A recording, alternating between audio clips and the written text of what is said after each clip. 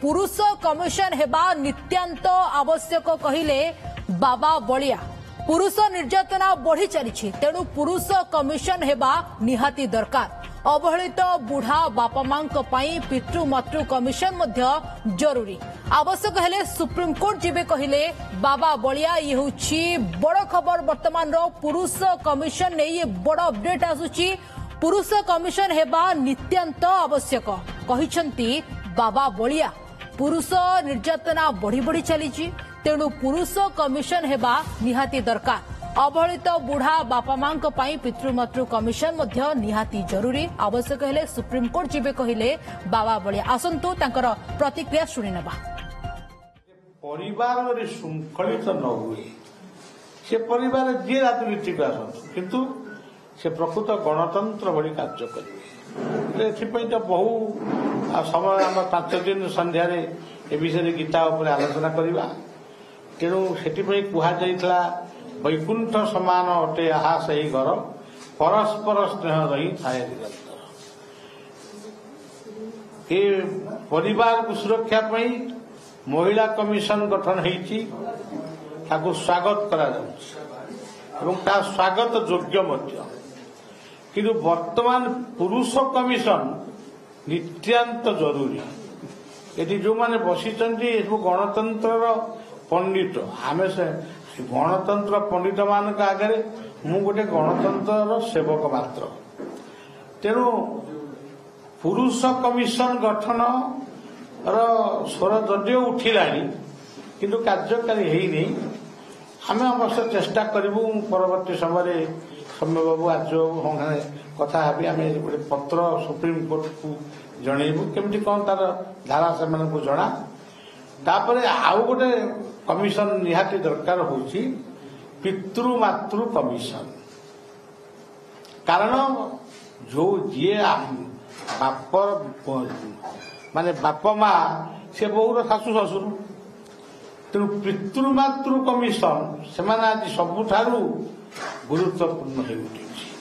हाँ सरकार दौरान चाउल दौरान भत्ता दौरान सब दौरान सीटा कौन यथेष्ट जदि जड़े मेडिकल आसवाई तार सामर्थ्य ना मेडिकल को आसिले तो से ट्रिटमेंट से कई सहारा ना। ये हूँ परिवार कथा। आज यौथ फैमिली ना आम रामकर उदाहरण दौचु राम लक्ष्मण भरत शत्रुघ्न क्या आम महाभारत उदाहरण दौचु युधिष्ठिर भीम अर्जुन नकुल सहदेव से सुसंपर्क कहीं जदिव दुर्योधन सहित युद्ध होता किंतु परवर्ती समय सी मरीगले ये जाऊे समवेदना जानापी ये मरीगले सी जाऊे ताबी आउ ना यौथ तापर परिवार परिवार पर परिवेश परिवेश आपणकर जो देश जेते गछ से देश उष्णता सेते कम। एभली कि गोटे गोटे देश ग्रीष्म दिने मध्य शीत शीत लगे। मोर गोटे निजस्व अनुभूति केन्दुझर गंधमार्दन पाखे गोटे छोट पहाड़ आम थे बहुत दिन तले गोटे यज्ञ करते गंधमार्दन से माइन्स किसी बाट गला बेलू कमल घोड़े निआ जारी बसी। सीनियर रिपोर्टर निरंजन रेड्डी आम सहित जोड़ी होती। निरंजन आध्यात्मिक गुरु बाबा बलिया कहीं हृदबोध कले पुरुष कमिशन निहाती दरकार बोली एवं से एकथा भी कहते कि दरकार पड़े सुप्रीम कोर्ट मध्य जीवे।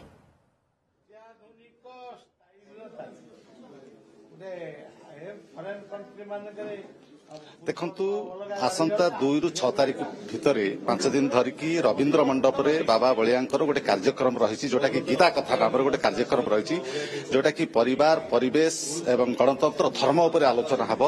ତାର जो सांबादिक सम्मेलन रे कहले आजिका परिस्थिति रे गोटे पुरुष कमिशन हवा गठन हवा निहाती आवश्यक ता सहित अवहेलित पितृमातृ गोटे पितृमातृ कमिशन मध्य हवा आवश्यक बोली से कहछंती जे कोई परिस्थिति रे आज पुरुष कमिशन आवश्यकता कथा से मन कले सेहिथि पई बाबा बलियाଙ୍କ सहित अधिक आलोचना करिया बाबा आज आपण गोटे गुरुत्वपूर्ण प्रसंग को लोकलोचन को आनिले जे राज्य रे पुरुष कमिशन गठन हवा दरकार जोटा महिला कमिशन अछि स्वागत योग्य ताको मते स्वागत करछंती किंतु महिला कमिशन रो आईन जोगु पुरुषଙ୍କ प्रति निर्यातना बढ़ी चली आपण कहते पुरुष कमिशन हवा दरकार ता सहित अवहेलित माँ बापा मानक पई गोटे पितृमातृ मध्य कमिशन हवा दरकार काहेकि एटा को आपण प्रत्येक दिन आमे विधानसभा कि राज्यसभा कि लोकसभा सदस्य नुहे आमे देशर जने साधारण मनीष आम पाखक लोक आसती टिके सांत्वना पाइबा से आसिक आखिर लुह टे गड़े देले कि आम आगे दुख टिके कहीदेले से भावती आमर भगवान पाखे पहुंची एमती कौन सी गोटे दिन नहीं गोटे माँ आखिर लुह गड़ुनी कि गोटे बापा आखिर लुह गड़ुनी से लुहर कारण होची जे घर विशृंखल पुओ बहु बाप माँ को ठीक भाव ट्रिटमेंट करूना कोटी पुओ करूनी कोटी बहु करूनी कोटी बहु पुओ उभय मिशी करूना कोटी चली महिला कमिशन को केंद्र करी केस चली जड़े महिला गोटे पुरुष को कहते तते बुढ़ा करी बाड़ी झरे चलेवा पर्यंत मु केस लड़ी तेणु यह कौन घटना आपण नजर को आसी हाँ गोटाए नु अनेक आसी अनेक बुढ़ा हो गले बोधे 50 वर्ष है हृदयंगम करके आपण कहते आजिका जुग में पुरुष कमिशन आवश्यकता पुरुष कमिशन हेले अंततः सेमानकर पुरुषों प्रति भक्ति रहा पुरुष मानकर भी नारी महिला कमिशन जमी पुरुष मान सचेतन अच्छा नारी मान भी सचेतन हे आ बाप माँ गुड़िक से अलोड़ा आउ हेबेनि से गोटे दाबी रम पक्षर सरकार अच्छा एथि आमे सरकार सहित आलोचना करूँ एवं बुद्धिजीवी मान सहित आलोचना करी पुणी आपण मानक प्रेस मीट कर जन आपण ए कि समय पूर्व सांबादिक सम्मेलन में कहले दरकार पड़े सुप्रीम कोर्ट पर्यंत जीवु केंद्र सरकार सहित राज्य सरकार सहित आम नवेदन करूँ केस मकदमा आम गोटे नवेदन करूँ आग प्रथम नवेदन करूँ एकुटिया करवा ठीक हेनी समस्ते मिसिक आम नवेदन करूँ एवं नारी महिला कमिशन जी करुँच कि अंततः समय निर्धारण करा जाऊ एतिक दिन भितर गोटे नारी तार न्याय पाइब सेमती एतिक दिन भितर गोटे पुरुष तार न्याय पाइब आ गोटे अवहेलित बाप माँ न्याय पाइबे सब कथा कहबे कि आपण पाखु अनेक लोक आसंती विभिन्न समस्या नहीं कि आसंती एभली समस्या देखिचंती कि पुरुष महिला को निर्यातना देवार खबर शुणी महिला मध्य पुरुष को निर्यातना देवार खबर आसी कि आपण पाखक से समस्या समाधान करिसेंती केबे गोटे महिला सुस्पष्ट भाव कहले जे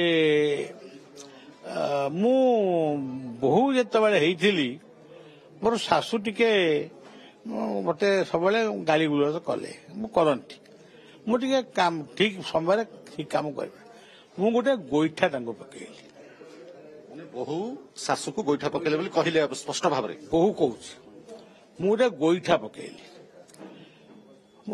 शुणिली कहले से दिन ठारू ये गोड़टा मोर बिंधुची मु राति शोई पारुनी मु आपण पाखक आसी आपण मते केमिति क्षमा मु पाइबी ये दोषरू आप तार बात कहे जदि यह जदि सत्य ताले एमती अनेक घटुच आप टीवी परदार आपणकर ओ टीवी कनक टीवी जो टीवी मैंने आई आपण मैंने जो न्यूज फ्यूज से कौन विभिन्न सब कथा देखा गोटे माँ को पुओ बाड़े बाड़े बाड़े बाड़े बाड़े माने नया तो कर पुलिस का अरेस्ट कला से माँ ଆରେ ମାଡ଼ ଖାଇକି ଏ କହୁଛି ପାଗଳାଟା ମାଇଲା ଯାକ ତାକୁ କାହିଁକି କ୍ଷମା କରିଦିଅ।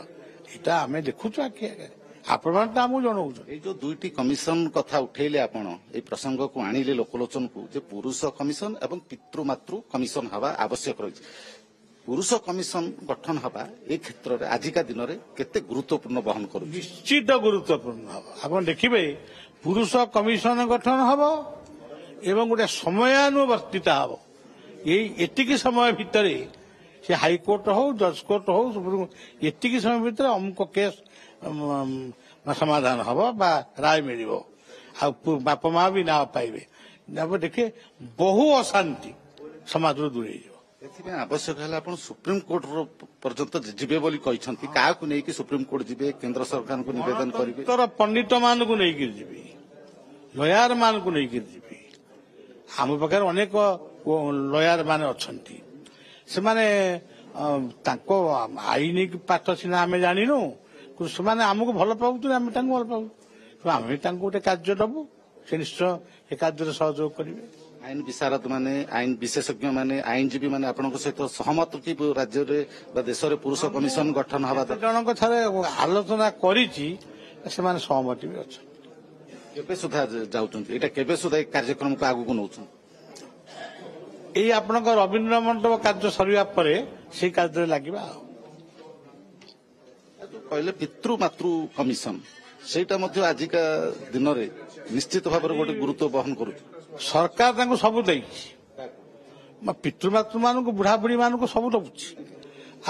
ଇଏ ଚାଉଳ କଣ ଦଉଛନ୍ତି, ପେନସନ ଦଉଛନ୍ତି, ସବୁ ଦଉଛନ୍ତି। ଏଇଟା ତ ଗରିବ ଶ୍ରେଣୀର ଲୋକ ପାଉଛନ୍ତି, ଯୋଉମାନେ ଧନୀ ଶ୍ରେଣୀର ଲୋକ ବୁଢା ବାପା ମା ମାନେ ଅଛନ୍ତି। ସେଇଆ କହୁଛି, କିନ୍ତୁ ତାର ଅର୍ଥ ନୁହେଁ ଯେ ବାପା ମାଙ୍କର ସମସ୍ୟା ଚାଲିଯାଉଛି। ପୁଅ ବୋହୂ ମାନେ ହେଲେ ତାଙ୍କର ସେବକ ଆଉ ସେବିକା। ପୁଅ ବୋହୂ ମାନେ ଯଦି ପ୍ରକୃତ ସେବକ ଆଉ ସେବିକା ନହନ୍ତି, ସିଏ ମଳମୂତ୍ର ସଫା କରିଥିଲେ ତମର, ତମେ ଯେତେବେଳେ ସିଏ ଯେତେବେଳେ ମଳମୂତ୍ର ଘାଣ୍ଟି ହେଲେ ତୁମେ ତାକୁ ଅଲୋଡ଼ା କରୁଛ, କେମିତି ବଞ୍ଚିବେ ଶାନ୍ତିରେ? ଚିତ୍କାର କରିକି ଅନେକ ମରିଯାଉଛନ୍ତି, ତାଙ୍କ ପାଖକୁ ପୁଅ ବୋହୂ ଯାଉନାହାନ୍ତି। ଆଇନ ତ କଡାକଡି ଅଛି। ଆଇନ ସୁପ୍ରିମକୋର୍ଟ ବି ଅନେକ ସମୟରେ ନିର୍ଦ୍ଦେଶ ଦେଇଛନ୍ତି ଯେ ବାପା ମାଙ୍କୁ ଯିଏ ଅବହେଳା କରିବ ବା ନିର୍ଯାତନା ତାଙ୍କୁ କଡାରୁ କଡା କାର୍ଯ୍ୟାନୁଷ୍ଠାନ ନିଆଯାଇପାରିବ। ହବ ଯେ, କିନ୍ତୁ ଦେଖନ୍ତୁ ବ୍ରହ୍ମପୁରରେ ଜଣେ ମା କହିଲେ, ସେ ଏଇଭଳିଆ କେସ୍ 7-8 ବର୍ଷ ତଳର କଥା। ସେ କହିଲେ, ମୁଁ କହିଲି ମା ତୁମର ତ ଆଇନ ଅଛି, ତମେ ଯଦି ପୁଅ ବୋହୂ ପଚାରୁନାହାନ୍ତି ତୁମେ ଯାଉନା? ନା ବାପା ମୁଁ କୁଆଡେ ଯିବି, ଏକରେ ବୁଢୀ ଲୋକ, କୁଆଡେ କାହାକୁ କହିବି, କେମିତି କଣ କହିବି, ପୋଲିସ ବାବୁ ଶୁଣିବେ କି ନ ଶୁଣିବେ, ତାଙ୍କର ସାହସ ବି ନାହିଁ। ଯଦି ଆମର ପଞ୍ଚାୟତ ରାଜ ପରିକଳ୍ପନାରେ ଯଦି ସେଇ ମାଧ୍ୟମରେ ଯଦି ସେମାନେ ଗୋଟେ ଅନୁସନ୍ଧାନ କରାଯାଆନ୍ତା, ଏଇମାନେ ଅବହେଳିତ ହଉଛନ୍ତି, ତାଙ୍କ କଥା ମଧ୍ୟ ସରକାରଙ୍କ ପାଖରେ ପହଞ୍ଚୁ, ତାହେଲେ ପହଞ୍ଚି ପାରିବ। ବାବା, ଆପଣ ନିକଟରେ ବାଙ୍ଗାଲୋରରେ ଗୋଟେ ଘଟଣା ଘଟିଲା, ଜଣେ ପରିବାର ମାନେ ଅତ୍ୟନ୍ତ ନିନ୍ଦନୀୟ। ଶୁଣିଛନ୍ତି ସେ ଘଟଣା? ଜଣେ, ମୁଁ ବି କହିଛି ଆପଣଙ୍କର ନ୍ୟୁଜ୍ 7ରେ ଗୋଟେ ଇଣ୍ଟରଭ୍ୟୁ ନେଇଥିଲେ, ମୁଁ କହିଛି ଯୋଉମାନେ ଅତୁଲ ସୁବାସ ଯୋଉ ଘଟଣା, ଅତୁଲ ସୁବାସ ଆତ୍ମହତ୍ୟା ଘଟଣା ଶୁଣି, ଯୋଉମାନେ ଆତ୍ମହତ୍ୟା କରିବାକୁ ଚାହୁଁଛନ୍ତି ସେ ଆତ୍ମହତ୍ୟା ନ କରିକି ଆମ ଆଶ୍ରମକୁ ପଳେଇ ଆସନ୍ତୁ, ଆମେ ତାଙ୍କୁ ସୁରକ୍ଷା ଦେବୁ। କିମ୍ବା କୌଣସି ଏକ ବହୁ ଆଶ୍ରମ ଆମ ଭାରତ ବର୍ଷରେ ଅଛି ଏଇଭଳି ଲୋକମାନଙ୍କୁ ସାନ୍ତ୍ୱନା ଦେବା ପାଇଁ। ତେଣୁ ଆତ୍ମହତ୍ୟା କରିବାଟା ସମସ୍ୟାର ସମାଧାନ ହୁଏନି। ଆଉ ଗୋଟେ କଥା ଆପଣ କହିଲେ ଯେ ବିଧବା ମହିଳାଙ୍କୁ ମୁଖ୍ୟ ସ୍ରୋତରେ ସାମିଲ କରିକି ମାଙ୍ଗଳିକ କାର୍ଯ୍ୟକ୍ରମରେ ସେମାନଙ୍କୁ ସାମିଲ କରାଯାଇପାରିବ। ଆପଣ ଏସବୁ ବିଧବା ମହିଳାଙ୍କୁ ନେଇକି ମାଙ୍ଗଳିକ କାର୍ଯ୍ୟକ୍ରମରେ ସାମିଲ କରନ୍ତି କି? ଏଇ ଯୋଉ ଅନ୍ଧବିଶ୍ୱାସଟା ରହିଛି ଲୋକେ କେତେ ଦୂର ଗ୍ରହଣ କରିବେ? ଆପଣ ତ ସବୁ ଭିଜୁଆଲ ଆପଣଙ୍କୁ ପଠେଇଦେବି। ଆମର ଯଜ୍ଞ କରନ୍ତି, ଯଜ୍ଞରେ କଳସ ବୁଡାନ୍ତି, ଯଜ୍ଞ ମଣ୍ଡପରେ ବସିକିରି ଯଜ୍ଞ ଆହୁତି ଦର୍ଶନ କରନ୍ତି, ମାଣବସା ଲକ୍ଷ୍ମୀ ପୂଜା ମଧ୍ୟ ସେଇମାନେ କରନ୍ତି, ସମସ୍ତେ ମିଶିକିରି କରନ୍ତି। ମାନେ ଯାହାର ସ୍ୱାମୀ ଅଛି, ଯାହାର ସ୍ୱାମୀ ନାହିଁ। ଆଉ ଯୋଉଠି ଯୋଉ କାର୍ଯ୍ୟକ୍ରମ ଟିକେ ଛୋଟ ହଉ ବଡ ହଉ ଯୋଉଠି କଲେ ବି ଆଗ ଆମର ପତିହରା ମା ମାନଙ୍କୁ ପୁରା ପୂଜନ ହବ। ଏଠି ରବୀନ୍ଦ୍ର ମଣ୍ଡପରେ ସେଇଠୁ ଉଦ୍ଘାଟନଟା ये जो इंग्रेजी नववर्ष पालन पर चारिआडे धूम एवं चली ये जो इंग्रेजी नववर्ष पालन को आपण आमर हिंदू नववर्ष हूँ चैत्र शुक्ल प्रतिपदा चैत्र शुक्ल प्रतिपदा जेहेतु आमर से इंग्रेज मान प्रति प्रीति रही तेणु से इंग्रेज शासन कथा को मन पकई नुआ वर्ष को पालन कर नुआ मसीहा आपण को ग्रहण करन ग्रहण कहीं लक्ष लक्ष कोटि कोटि लोक ग्रहण करमरी लोक आगे निंदा कले आम निजे निंदित हबू किंतु आकु ग्रहण कले भी आम चैत्र शुक्ल प्रतिपदा को आम नुआ वर्ष भाव आम अपेक्षा कलु ये जो 6 तारिख रवींद्र मंडप कार्यक्रम शेष हवा पर बाबा बलिया तांकर समस्त आईन विशारद पंडित मानकु नहीं पुरुष कमिशन गठन एवं पितृमातृ कमिशन गठन पर आपण बाहर आगे चलिए यह निश्चित शुणुले बाबा बलिया प्रतिक्रिया ये जो 6 तारिख गीता कार्यक्रम रही गीता कथा रवींद्र मंडप आसंता 2 ରୁ 6 तारिख मध्य ये कार्यक्रम जब शेष हम तापर राज्य हो देश में पुरुष कमिशन एवं पितृमातृ कमिशन गठन करने से आगे चलिए। निरंजन आपण जेमती आध्यात्मिक गुरु बाबा बलिया सहित आलोचना करुथिले किंतु ये पुरुष कमिशन केते प्रासंगिक एवं केते अप्रासंगिक काहेकि भाबुछंती कि जेतेबेले महिला कमिशन रही किंतु पुरुषों ऊपर एते निर्यातना बढ़ु नाही किंतु काहेकि एंतु हृदबोध करूछन कि पुरुष कमिशन निहाती आवश्यकता रही ए केते प्रासंगिक माने पुरुष कमिशन बा